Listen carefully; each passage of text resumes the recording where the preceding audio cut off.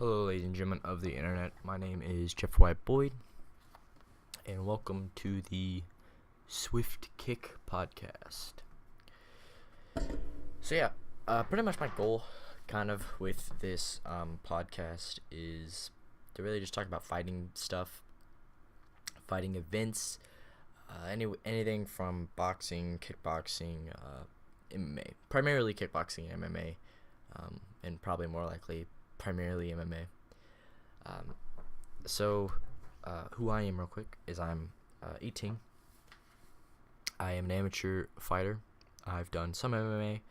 I've done a lot of boxing, a lot of karate, and currently I'm doing as much kickboxing as I can. I'm looking for a future in kickboxing and professional kickboxing. I'm an amateur fighter with not the greatest amateur record, but I'm improving every day. And yeah, that is me. I'm a big fan of fighting, big fan of watching events. I guess you can call me a fan. So, kind of as it says on my channel, if you don't know, I'm not the most intelligent fighter. I'm probably not the most intelligent fighter. I don't really know as much as I'd like to act like I do, but I try as often as I can to act like I know more than I actually do. But I'm going to try anyway to do a podcast and talk about this stuff because I love spouting my opinion, and I think a podcast is the best way to do it. So, with the introduction out of the way and kind of explaining what I'm going to do, is with this podcast, I'm going to mainly talk about news in fighting, like MMA stuff, primarily UFC stuff, most likely. I'm going to talk about K1 in Japan. I'm going to talk about Glory Kickboxing, possible other kickboxing events. I'm going to talk about ONE and their events. I'm going to talk about Bellator and their events. I'm going to talk about my local LFA and their events. I'm going to talk about UFC, of course, primarily. That is primarily what I'm going to be talking about. The rest of what this channel is going to be about, I'll explain in some other video. So, let's kind of just jump into it. So, the next upcoming event we have going on here in the next few days is UFC 236, Holloway versus Poirier 2. And the co-main is Gaslam versus Adesanya, both interim championships. Or interim. I call it interim. It's interim or whatever. It's weird. Anyway, so let's get into the the fights. So with the first fight, I'm really gonna primarily talk about the Holloway versus Poirier fight and the Gaslam and Adesanya fight, because those are, of course, I think the two main fights that everyone kind of wants to know about. But because of that very reason, I'm going to instead talk about the undercard first. So let's get the undercard out of the way, and just see if there's anything really of note on here. So really, the first of note fight we have up here is Max Griffin versus Aleem Amadeev. I'm sorry if I mispronounced that. Just really in this. So I don't really know that much about Max Griffin. I know, I'm seeing here right now, he has recently fought Diago, of course. He's on a 2-fight losing streak right now. He has a win over Mike Perry, which that's pretty impressive, honestly. But that was well over a year ago now. Yeah, he has a loss to Colby Covington. He really doesn't look like he has the greatest track record. He has a record of 14-6. Again, I don't know much more about Max Payne Griffin, so we're just gonna kind of move up to, let me see. Jaylene Turner versus Matt Frivola. Never heard of Matt Frivola. It looks like, if I'm correct, it is his second fight in the UFC and his third fight under the UFC branch. He started off in Dana White's Contender Series in 2017, winning over Jose Flores with an arm triangle choke, and came into the UFC against Polo Reyes, where he was knocked out swiftly in the first round. I don't ever really remember watching that fight. And he's also fought Lando Venata, where he got a draw, majority decision. But he's fighting Jalen Turner, which I think is a pretty good fight. Which I know Jalen is coming off one win right now. I know he had a loss against an up-and-comer in the welterweight division. Vincent Luque. I know he lost him pretty devastatingly in round number 1. It's a pretty good knockout. It really isn't his weight division. He really just kind of covered him. But a very good fighter. He had a really good knockout against Callan Potter in round 1 in UFC 234. So he is coming off that one pretty quickly. That was only about 2 months ago. So Jalen Turner seems to be pretty good. Again, we haven't seen that much from him. I wouldn't really say the welterweight fight really shows a lot because, again, both fights ended in the first round, win or lose. We just haven't seen a lot of him yet. But it does seem that he does have some holes in his game, especially his striking game, where he's not really trying to stay even with his opponents. He's not heavy on countering. He's more heavy on really pushing in. But I really can't say who I think is going to win that fight. Definitely going for Jalen Turner, mainly because I know him more. But, yeah. Another pretty cool fight we have here is Nikita Krylov versus OSP, which is a pretty high-profile fight because I know OSP has. Let me see. Yeah, OSP lost in October of last year against Dominic Reyes, which was pretty sad display. He was pretty much knocked around the fence, pretty much in that entire fight, never really doing much more than surviving. He's never really been the same after the John Jones fight. I mean, he just never seemed like he really bounced back from that fight easily. He lost to some guys, really, I don't think OSP, of all people, should have lost to. Like Jimmy Manawa, Ozdemir, definitely. I mean, Ozdemir was like a tear in the UFC light heavyweight division, honestly.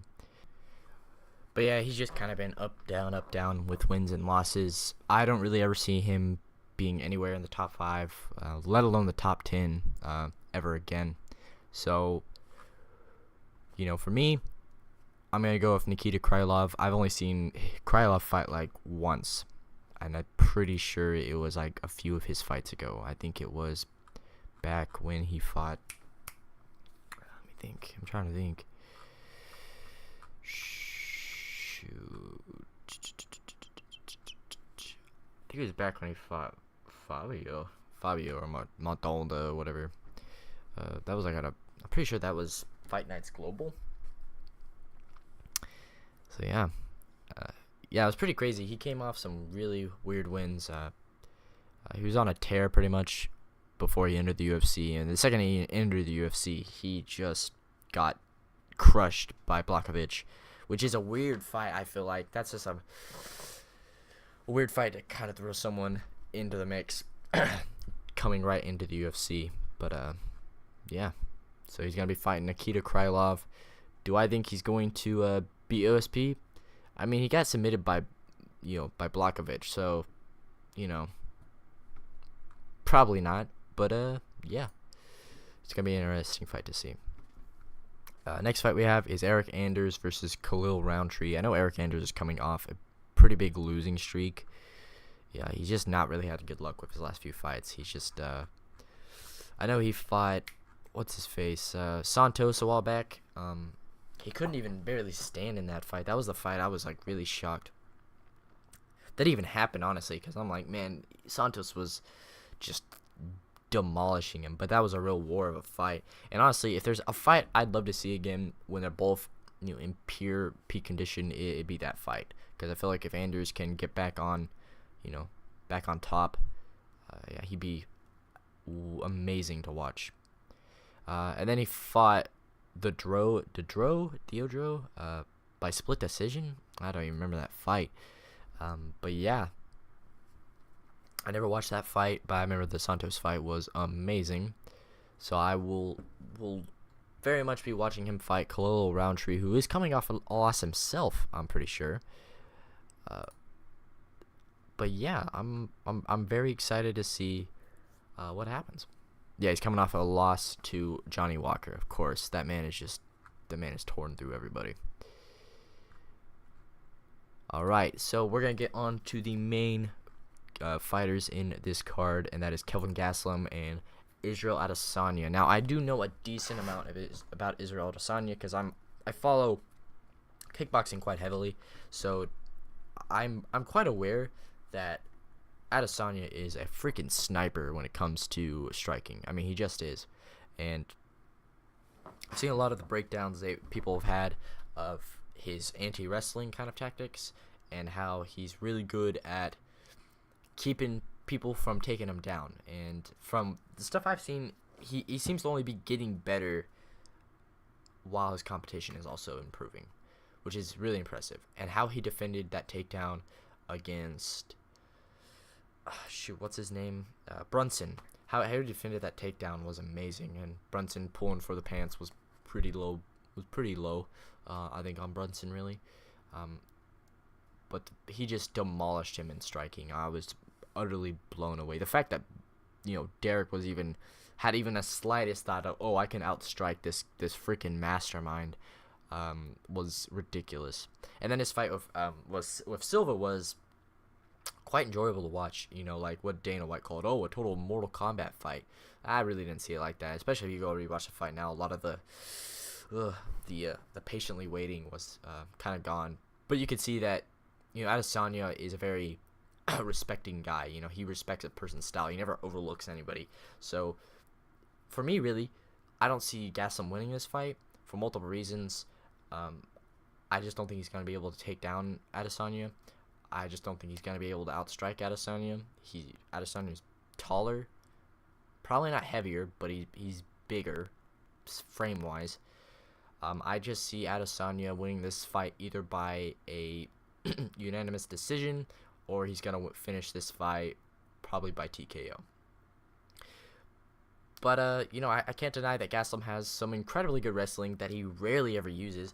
And I think the reason why he's going to lose really is because he's like, I want to stand with Adesanya and, try to reveal the holes in Adesanya's game. And, there are holes in Adesanya's game. There were back when he was doing kickboxing. But that's what makes him so scary, is those holes can be enticing to try to get in where Adesanya will just cut you up.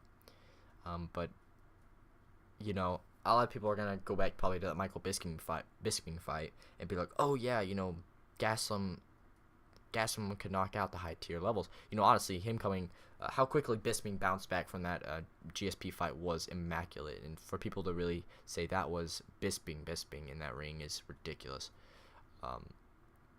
So, yeah, I don't see Gastelum winning this fight. I didn't see him winning the Whitaker fight either.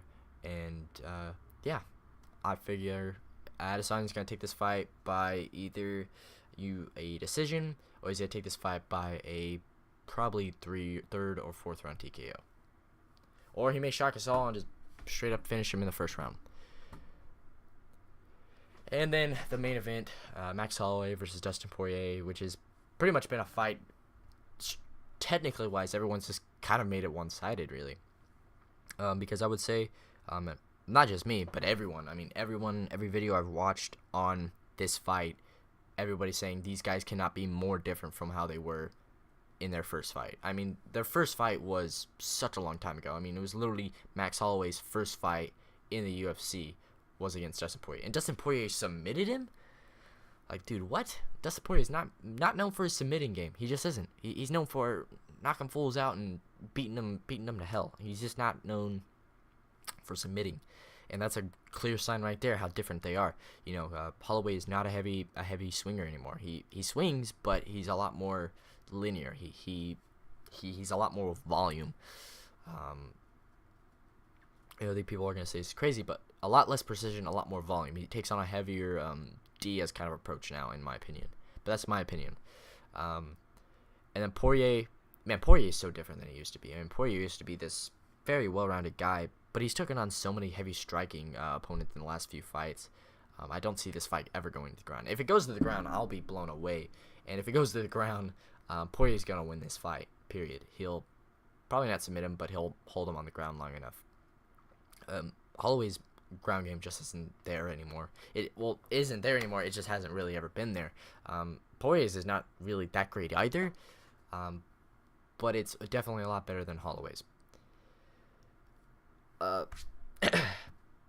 Striking wise, I think people are kind of really putting Poirier behind Holloway, and I find that really shocking because again, these guys have been fighting at very different levels. This is Holloway's first time at this weight. I know there's been a very long track record of lighter guys beating out the higher weight guys, but I mean, Poirier went up from featherweight. He just did. So I feel like, for me, really, Poirier is gonna win this fight. If he's gonna, and I've said this before, if he's gonna win this fight, it's gonna be early. If this fight goes past the third round, Holloway's gonna take the win, or he's gonna get the finish. That's just how I see it. If this fight is going to be Poirier's, it's going to be by a first round or second round knockout or TKO. It just is. Holloway has enough holes in his games. When everyone tries to say that the Ortega fight was so one-sided, there were moments where Holloway very clearly showed holes in his game. And Ortega's not a heavy striker. He's not a striking kind of guy. He has impeccable striking. I'm not denying that, but he's not a dude that's usually stands there and bangs. And it shocked the crap out of me that he just stood there and banged in exchange with probably one of the best strikers in in the UFC. But to say that Holloway is at lightweight level, especially top 5 lightweight level striking, is, I think, ridiculous. Do I think a war is going to come out between him and Poirier? Yeah, definitely. I definitely believe if that fight goes past the second round, it's going to be a freaking war of survival for Poirier. And if he somehow makes it through that fight and gets a decision, blow my mind. But if Holloway can make it out of the first 2 rounds of this fight, is also going to blow me away.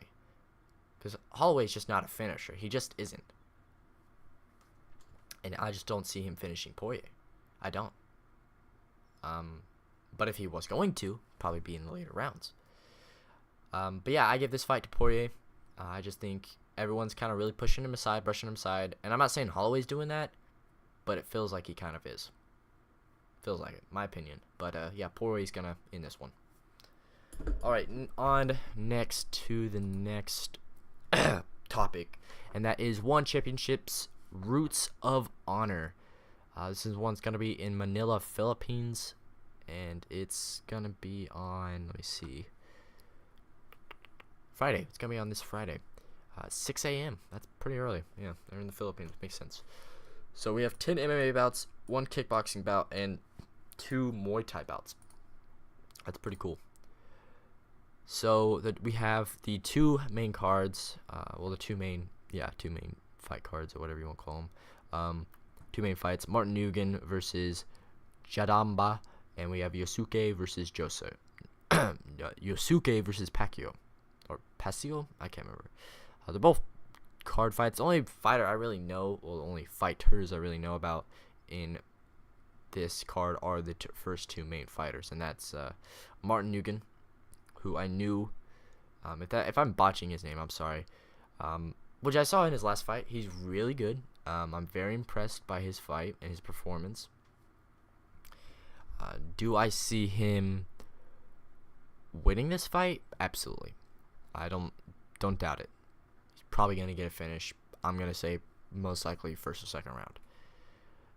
And then Yosuke Sarada, or Soruta, is fighting Pesio, and he's the flyweight champ, who's probably sooner or later going to fight Demetrius Johnson. Is he going to win against Pesio? Yeah, I would have to say probably. I haven't seen a lot of him, but I've seen his last fight and some highlights of him, and he's damn good. So yeah, Yosuke, I'm definitely going to put this for. Do I think he's going to win against Demetrius Johnson? Probably not. Yeah, so we're going to fast forward to that. Now we're going to go on to Glory 65 Utrecht, which is about, what is it? It's like a month away, isn't it? Yeah, it's like a month away. So the two fights we have that are already announced for this are Alex Pereira versus Wilness. If you don't know who Alex Pereira is, he is the one and only guy to ever knock out Israel Adesanya. And Wilness, if you don't know who he is, it's okay. Most people don't. But he's not the greatest. I mean, he's coming off, what, one win, I think? Yeah, he's coming off one win against Jacob Rodriguez. That happened, I think, back in Texas, like January, February. But before then, he was on a 3 or 4 fight losing streak, which I thought was crazy. And before that, he actually has a win over Israel Adesanya as well, which I thought is also hilarious to say. But it's a decision card, and I've actually seen that fight, and no, that decision was freaking bonkers, to say the least. But he's lost to Simon Marcus twice, and he's lost to Yusiri Belgarui. I don't know how to say that. Simon Marcus, he's been beaten twice by split decision, and those guys, I'm telling you right now, are, Simon Marcus is a really good fighter, and yeah, I don't see Wilness winning this fight at all. He's coming off 1 fight win. Before that, it was a 3 fight losing streak. There's just not a lot of fighters. There's just not a lot of high-level competition for these champions in Glory, and I feel like I don't see Glory lasting that much longer. They gotta get some new competition. They gotta get new people into Glory. It's just it's a dying ranking system. It's just and we're having dudes that don't even have like this is a good example. The next fight is a great example of what I'm talking about. That is Sedachai Sechapong versus Gregorian. Gregorian, what's his first name? I know he. I always call him by Gregorian. Marat Gregorian. Or Marit Gregorian. So I'm gonna just kind of give my opinion on this guy real quick, because man, this dude does not deserve a title fight right now. He doesn't. Period. For a list of reasons. I mean, my goodness, it's ridiculous. I mean, let's just go through his losses and wins. I'm gonna pull him up real quick. Okay, so here are his last fights all the way back to 2012. He won against Alex Vogel, which was an okay fight. Wasn't the best one I'd ever seen, but he knocked him out. He did okay in the first round. Then I think they had a draw or no contest against Chazigs, which I didn't watch that fight.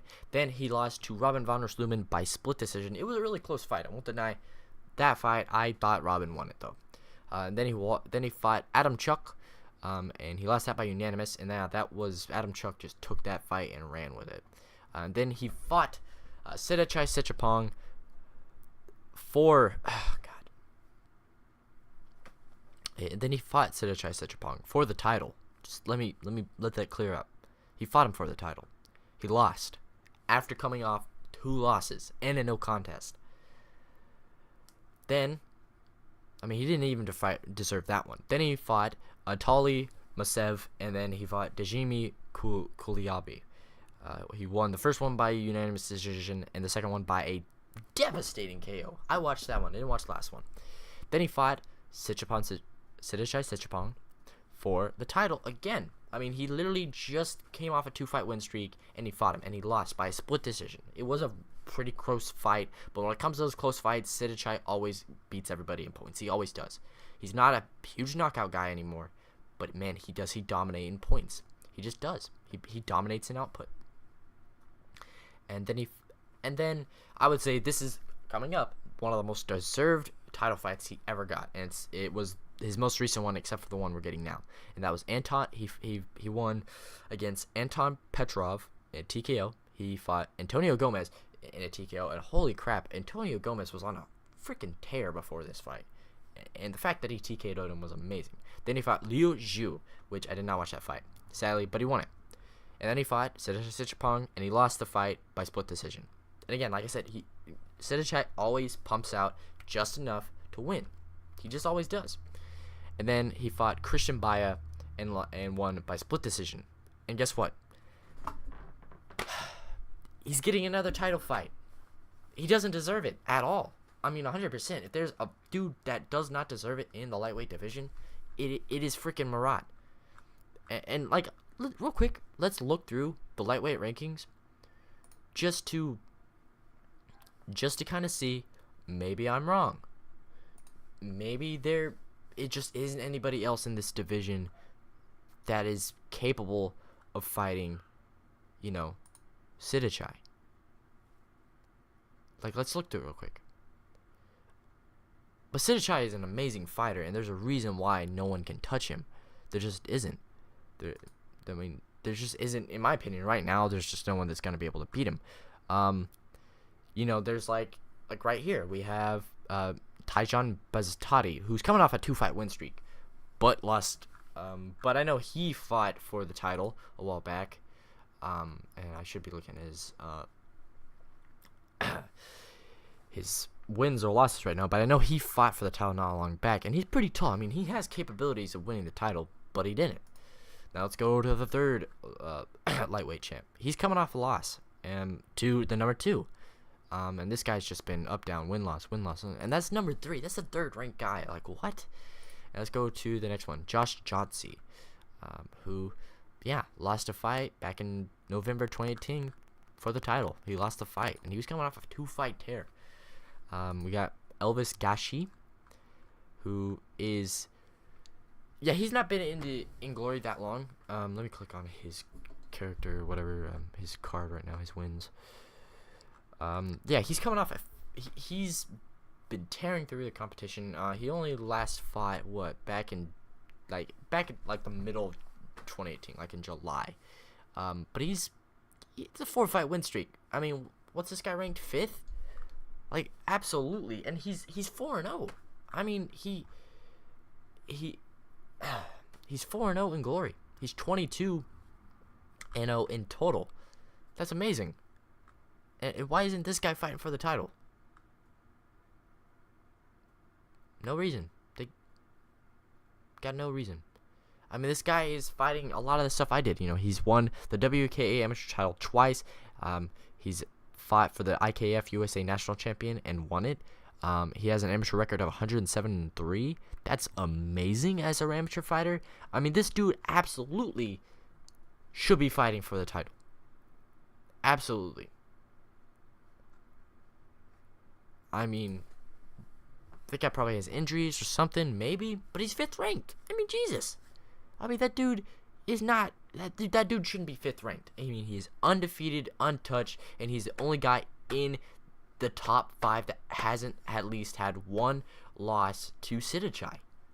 And dude, can I not say it enough? He's undefeated. That is the fight to freaking make. But they're not going to make it. And let's go to number 6. Has he fought Sitthichai? No, he's on a 3-fight tear too. Elvis Gash, I've seen one of his fights. I did not know he had only been the UFC, not the UFC, Glory for this short amount of time. But he's undefeated. And look, then we got this guy. What's his name? Christian Baya. He's number 6 or number 7. I think he's number 7. He's been on a four-fight losing streak. He lost the fight for the title. He lost against Josh Johnson. I mean, literally everybody that's above him, he's lost to. But shoot, man, why not give that guy a chance? I mean, you're giving everybody else that doesn't deserve one a chance. Why not give him one? And then we just got a bunch of other fighters that don't really matter because they're obviously not good enough. You're not giving these. They're not really trying to feed high-level competition. They're just not. Period. And that just really irritates me. I feel like, first of all, there needs to be way more competition. There needs to be way more Grand Prix, way more, way more chances for lower level fighters to go in there. They're just not. I feel like they're just not trying hard enough to find top tier level competitors. It just feels like that. And we're gonna move on to the last part of this podcast, and that is the announcement of K1's Crush event. It's their 100th event, which is really cool. It's gonna be on, April 19th. That is coming up. That is next Friday. I'm gonna be watching it. I usually have a subscription to Abima TV, so I do tend to watch these cards. Don't ask me what their names are. I don't really know their names, aside from the big time names like Takeru Sagawa, Kiro Yashiro, the dude Kiro. If there's anybody I want to talk about real quick, it's let me just find it. It would have to be, because K1 Fiesta 2 happened a few weeks back, and that was an amazing event that I didn't get to catch a glimpse of, which I'm so disappointed by the fact that I didn't get to watch that fight, or that card, really. But it would have to be the dude that Yashiro fought, Kubo Yuta, or Kubo Yuta. He is now the World Grand Prix welterweight champion. That's awesome, honestly. This guy had an amazing performance against Kudo Yashiro, who I personally was like, when he first lost, when he knocked out Yashiro in the first fight, I was like, oh, absolutely, they're gonna do a rematch. I mean, that's a fight that no one saw anything like that. I mean, he was supposed to be total fodder for Kiddo, and he wasn't. And I was shocked because I hadn't even heard of the dude before this, and then I kind of searched him up after, and Kubo Yuta. I can never remember their names, but I'm looking at his name right now. Yeah, he did an amazing performance in that rematch, and he proved to everybody why. He proved everyone why he holds the title now, and he did a huge speech after the fact about how, he knows not everyone's on his side. He knows the fans really aren't on his side, but he just wants to do the best for the fans and for himself, and he's gonna just keep doing what he can. But yeah, so he is the World Grand Prix welterweight champion. I never saw that happening. That was amazing, and Kiddo was absolutely devastated after that fight. I mean, he literally just dropped to his knees and cried, which was really just sad, honestly. I mean, it was an amazing performance by Kubo, and I feel like Kiddo was really trying to take away from that. But that's really all I have to talk about. I thank everyone for listening. As time goes on, these podcasts will be easier for me. Again, I'm the unintelligent, casual fan, fighter, whatever you want to call me. So anything I said wrong or misinformed in this video, I don't really care. I'll get better with time. So, thank you, and have a good night, good day, whatever. I don't know when you're doing this.